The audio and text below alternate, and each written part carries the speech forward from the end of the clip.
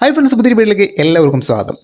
Branded company വാഹനങ്ങൾ CNGയിലേക്ക് മാറുന്ന ഒരു സാഹചര്യമാണ് ഇനി അങ്ങോട്ട് ഉണ്ടാവുക. കാരണം ബജാജ് CNG ബൈക്ക് ഇറങ്ങിയതിന് ശേഷം അടുത്തതായിട്ട് TVSഉം CNG സ്കൂട്ടറിനെ പുറത്തിറക്കാനൊരുങ്ങുകയാണ്. നിലവിലുള്ള പെട്രോൾ വേരിയൻ്റായിട്ടുള്ള ജൂപ്പിറ്ററിനെയാണ് CNGയിലേക്ക് കൺവേർട്ട് ചെയ്യാനായിട്ട് പോകുന്നത്.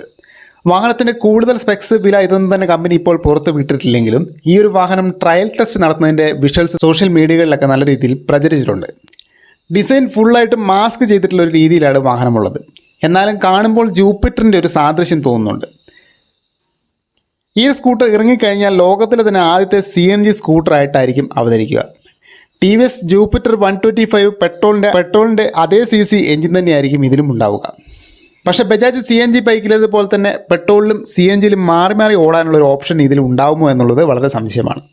കൂടുതൽ ചാൻസ് ഇതൊരു CNG മാത്രമായിട്ടുള്ള ഒരു സ്കൂട്ടറായിരിക്കും എന്നുള്ളതാണ്. വാഹനത്തിൻ്റെ ഒരു വില എന്നത് 1 ലക്ഷം രൂപയ്ക്കുള്ളിലുള്ള ഒരു എക്സ് ഷോറൂം പ്രൈസ് ആയിട്ടായിരിക്കും എന്നായിരിക്കും റിപ്പോർട്ടുകൾ സൂചിപ്പിക്കുന്നത്.